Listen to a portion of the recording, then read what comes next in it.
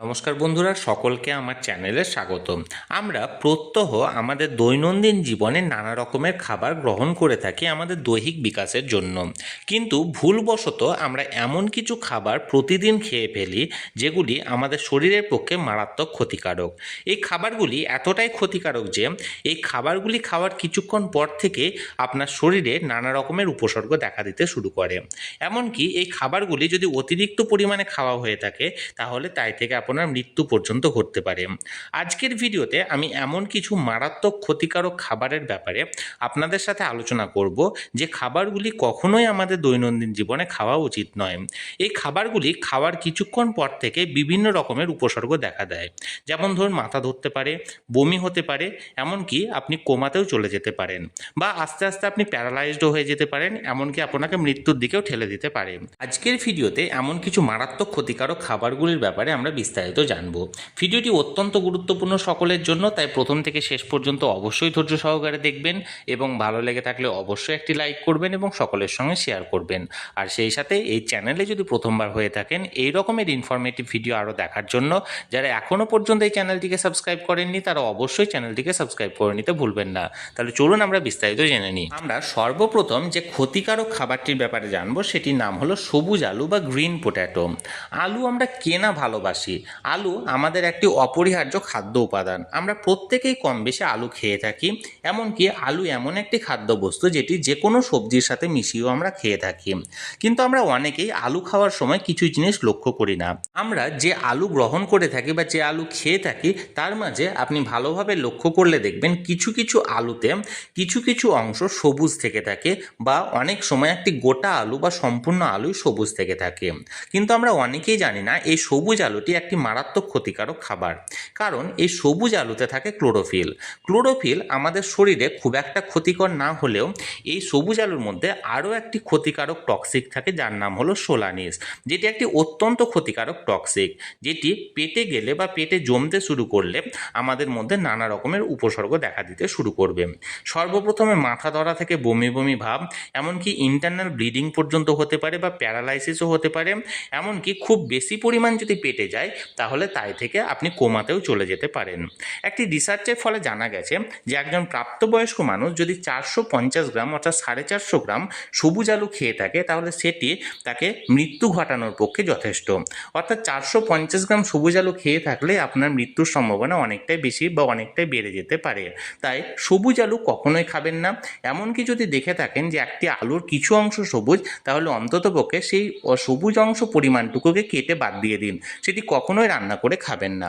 এমনকি বাদ দেওয়ার সময় এমন জায়গায় ফেলবেন যেটি থেকে কোনো গবাদি পশু বা কোনো পাখি সেই সবুজ অংশটি বা সবুজ আলুটি খেতে না পারে। এরপর আমরা যে দ্বিতীয় মারাত্মক ক্ষতিকারক খাবারটির ব্যাপারে জানবো সেটি হলো নাটমেগ অর্থাৎ জায়ফল। আমরা কম বেশি সকলেই জায়ফল বা নাটমেগ খেয়ে থাকি। এই জায়ফলটি মূলত বিরিয়ানি বা এই জাতীয় খাবারে বেশি ব্যবহৃত হয়ে থাকে। এছাড়াও গরম মশলার সাথেও অতি অল্প পরিমাণে এই জায়ফলটি মেশানো থাকে।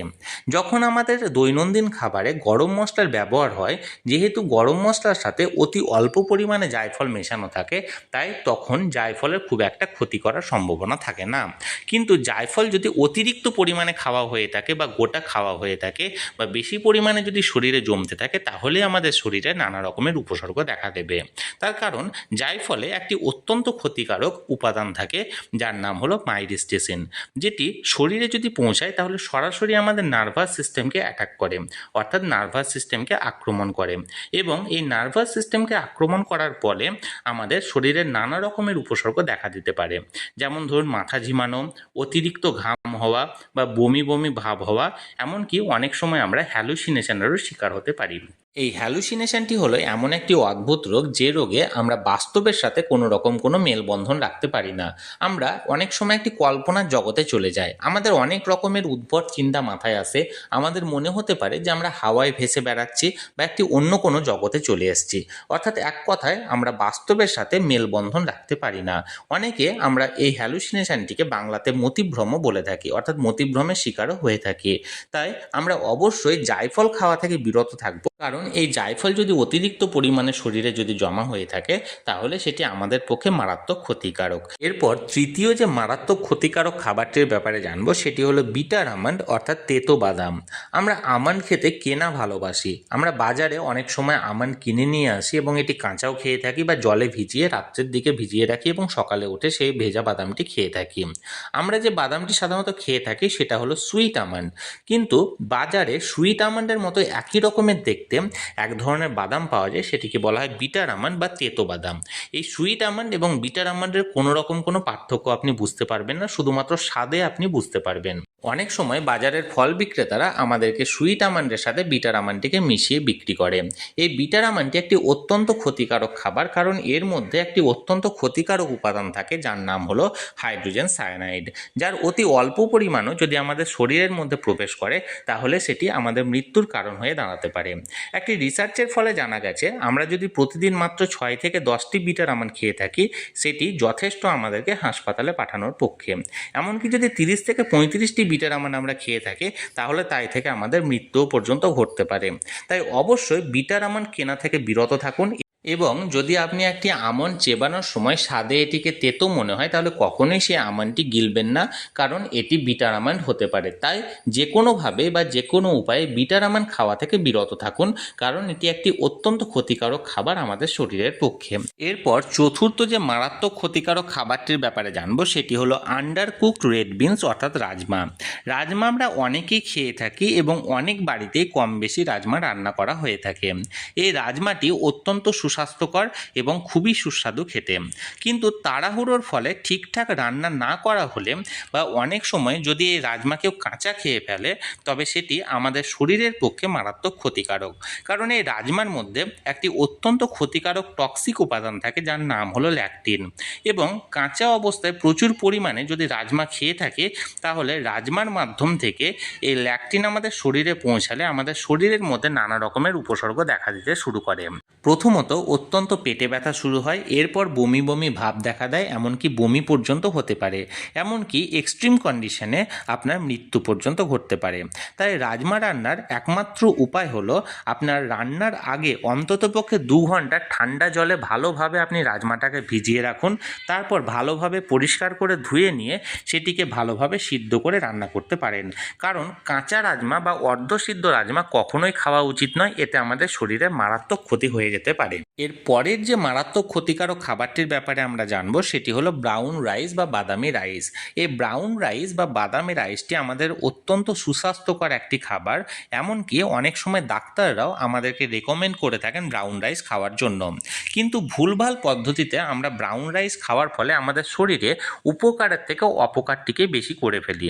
কারণ আমরা ব্রাউন রাইস খাওয়ার সঠিক পদ্ধতি যদি না জেনে থাকি তাহলে সেক্ষেত্রে আমাদের শরীরে নানা রকমের ক্ষতিকারক উপসর্গ বা ক্ষতিকারক রোগ দেখা দিতে পারে, এমনকি শেষ পর্যায়ে আমাদের ক্যান্সার পর্যন্ত হতে পারে।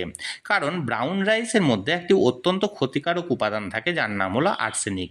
এটি মূলত অর্থাৎ এই আর্সেনিকটি মূলত রাসায়নিক সার বা কীটনাশকের সাথে মেশানো থাকে, এবং যে জমিতে ধান চাষ করা হয় সেই জমিতে বিষ প্রয়োগ বা রাসায়নিক সার প্রয়োগের সময় সেই আর্সেনিকটি জমি থেকে অর্থাৎ জমির মাটিতে চলে যায়। এই আর্সেনিক মাটিতে যাওয়ার পর যেহেতু সেই মাটিতে ধান গাছ বড় হয়ে থাকে তাই মাটি থেকে সেই আর্সেনিক ধান গাছের মধ্যে এবং সর্বোপরি ধানের মধ্যে চলে আসে। সাদা রাইসের তুলনায় ব্রাউন রাইসে আর্সেনিকের পরিমাণ অত্যন্ত বেশি থাকে, এবং এই আর্সেনিক মুক্ত করার যে উপায়টি হলো অর্থাৎ ব্রাউন রাইস রান্না করার যে উপায়টি হলো সেটি হলো ভালোভাবে পরিষ্কার ঠান্ডা জলে আগে আপনাকে ব্রাউন রাইসটি ধুতে হবে, যাতে করে বাইরের যে আস্তরণটি থাকে ব্রাউন রাইসে সেই আস্তরণটি চলে যায়, এবং বাইরের আস্তরণটি চলে যাওয়ার পরেই সেটিকে ভালোভাবে এক্সট্রিম হিটে আপনাকে রান্না করতে হবে। ভালোভাবে রান্না করার পর এই ব্রাউন রাইসটি যদি আপনি খেয়ে থাকেন তাহলে সেটি আপনার শরীরের পক্ষে অত্যন্ত উপকারী, এতে আর কোনো রকম কোনো ক্ষতি হওয়ার সম্ভাবনা থাকবে না। তাহলে বন্ধুরা, আজকের ভিডিওতে আমি এমন 5টি ক্ষতিকারক খাবারের ব্যাপারে আপনাদের সাথে আলোচনা করলাম যেগুলি আমাদের দৈনন্দিন জীবনে কখনোই খাওয়া উচিত নয়, কারণ এই খাবারগুলি অত্যন্ত ক্ষতিকারক এবং এই থেকে আমাদের শরীরে নানা রকম ক্ষতি হওয়ার সম্ভাবনা থাকে। এই ব্যাপারে আপনাদের যদি কিছু জানার থাকে অবশ্যই কমেন্ট করুন। আমি চেষ্টা করব আপনাদের সকলের প্রশ্নের যথাযথ উত্তর দিতে। আর এই ভিডিওটি ভালো লেগে থাকলে অবশ্যই একটি লাইক করুন এবং সকলের সঙ্গে শেয়ার করুন। আর সেই সাথে চ্যানেলে যদি প্রথমবার হয়ে থাকেন অবশ্যই চ্যানেলটিকে সাবস্ক্রাইব করে রাখুন। ধন্যবাদ, দেখা হচ্ছে পরের ভিডিওতে।